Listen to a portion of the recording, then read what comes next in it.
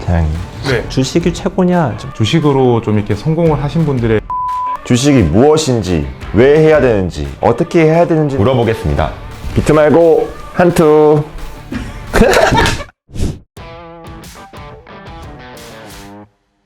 안녕하세요, 송호사입니다. 지난 화에 설문조사에서 가장 많은 득표를 한 것이 주식인데요. 역시 최근 주식시장의 인기를 실감할 수 있었습니다. 솔직히 저도 주식 투자를 했지만 주식이 무엇인지, 왜 해야 되는지, 어떻게 해야 되는지는 모르고 누군가의 추천, 소문에 의해서만 주식 투자를 했고 결국에는 실패를 했습니다. 좀 다른 사회초년생분들이 저와 같은 실패를 하지 않도록 이번 시간에는 주식 잘 아는 분, 그리고 주식하는 사람 정말 많이 본 분에게 찾아가서 주식에 관하여 여쭤보도록 하겠습니다.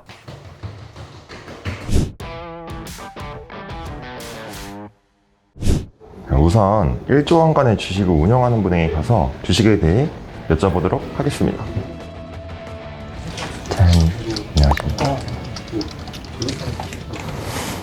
저 혹시 사회 초년생들에게 주식에 관해서 좀 알려주실 수 있나요?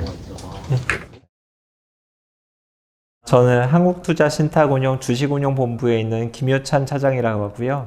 주식이 무엇인가요? 주식은 뭐랄까 그 회사의 동업자가 되는 거라고 생각을 하고 있어요. 다만 할 수 있는 건 그 회사의 동업자의 자격을 포기하고 싶을 때 그 주식을 팔면 되는, 동업자로 참여하고 나가는 게 좀 자유로운 방법이다라고 생각하고 있어요. 이런 얘기 계속 해도 돼요? 네. 재밌어요? 왜 주식을 해야 된다고 생각하시는지 궁금합니다. 돈을 벌려고 하는 거죠. 주식이 채권이나 다른 자산보다 평균 수익률이 훨씬 높았어요. 주식을 위험자산이라고 부르잖아요. 위험을 적정 수준에서 관리하면서 얻는 추가적인 보상이 있거든요. 주식이 최고냐? 좀 최고라고 생각하진 않아요. 꼭 주식일 필요는 없어요. 채권도 좋고 뭐 부동산도 좋고 모든 곳에 투자할 수 있는데, 다만 그 위험을 좀 수용할 수 있는 능력이 돼 있고 공부하기 좀 좋아하시고 주식이 제일 맞는 것은 있죠. 주식 투자자들이 흔히 하는 안 좋은 투자 습관에 관해서도 물어보겠습니다. 급등주를 한번 잘 타면 돈을 많이 벌 수 있지 않을까? 혹시 그런 생각 해보신 적 있나요?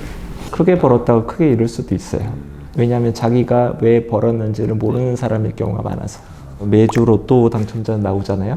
비슷한 거 보고 있어요. 내 확률이 얼마나 돼서 다음번에 언제쯤 딸 수 있겠지라고 알고 사는 건 아니잖아요. 그 성공이 자기가 노력에 대한 결과가 아니라면 저는 사실 크게 부럽진 않을 것 같아요. 저는 근데 부럽더라고요. 결과가 좋으면 그런 과정도 중요하다 이런 말씀이신 것 같아요. 그러니까 그게 과정을 통한 결과가 아니면 그 사람이 계속 잘할 거란 보장은 없으니까. 아직 초보자여서 그런지 모르겠는데 시장이 항상 궁금하고 오늘 주식 얼마씩 하냐고 막 그러는데 혹시 그런 거에 대해서 스트레스 받은 적 없으신지 궁금해요. 처음에는 저도 그런 적이 많았는데 이런 생각을 할 때마다 시장을 자주 볼 필요가 없다고 생각하게 되더라고요. 이 회사의 실적이라는 것이 그렇게 드라마틱하게 변하진 않아요. 근데 주가는 되게 드라마틱하게 왔다 갔다 하잖아요. 그렇기 때문에 회사의 변화와 무관하게 주가가 왔다 갔다 하는 거는 신경 안 써도 돼요, 사실. 이번에는 주식을 어떻게 해야 하나에 관하여 물어보도록 하겠습니다. 증권사 지점에서 많은 고객을 만나본 분을 찾아가서 주식에 대해 여쭤보도록 하겠습니다. 사장님, 네. 혹시 사회 초년생들에게 주식에 대해서 좀 알려주실 수 있나요? 아니요. 저는 한국투자신탁운용에서 마케팅을 담당하고 있는 박정희 차장입니다. 차장님이 증권사 다니실 때 많은 고객을 만나셨을 것 같은데 혹시 주식시장에서 성공한 사람과 실패한 사람의 특징에 대해서 말씀해 주실 수 있나요? 주식으로 좀 이렇게 성공을 하신 분들의 가장 큰 점이 그 기업에 대해서 철저하게 분석을 하세요. 공부를 엄청나게 많이 하시고 그리고 좀 장기적인 추세를 바라보지 이 단기적인 주가의 뭐 등락에 대해서 일희일비 하지 않더라고요. 또 실패를 하셨던 분들이 있는데 대부분이 뭐 이렇게 뜬 소문들 이런 소문에 의해 가지고 무작정 이렇게 구입하는 경우들이 많아요. 그러다 보면은 단기적으로는 뭐 주가가 올라갈 수 있지만은 중장기적으로는 오래 지속이 못 되더라고요. 우리가 가전제품을 구입을 할 때 가격 비교를 하면서 엄청난 시간을 투자를 해서 구입을 하잖아요. 네. 주식을 한 주를 내가 투자를 하기 전에 이거에 한 수십 배의 노력이 더 필요하지 않을까 저는 그렇게 생각합니다. 생각합니다.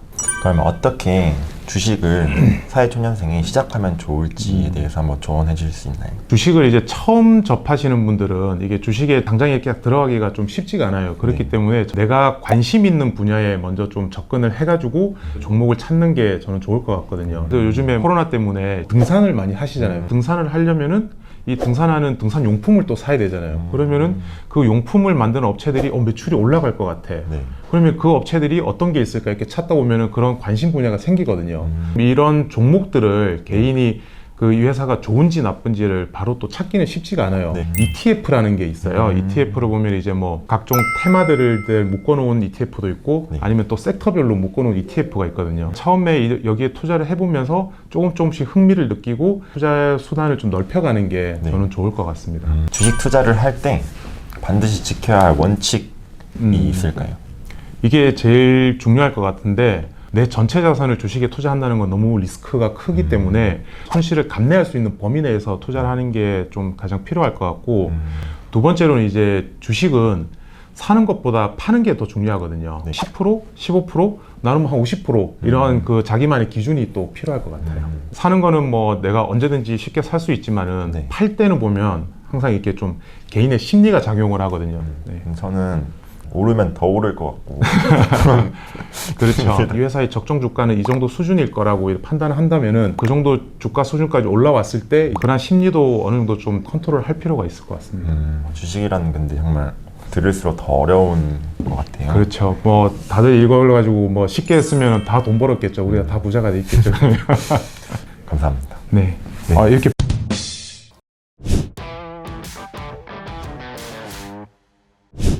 주식 역시 쉽지 않네요.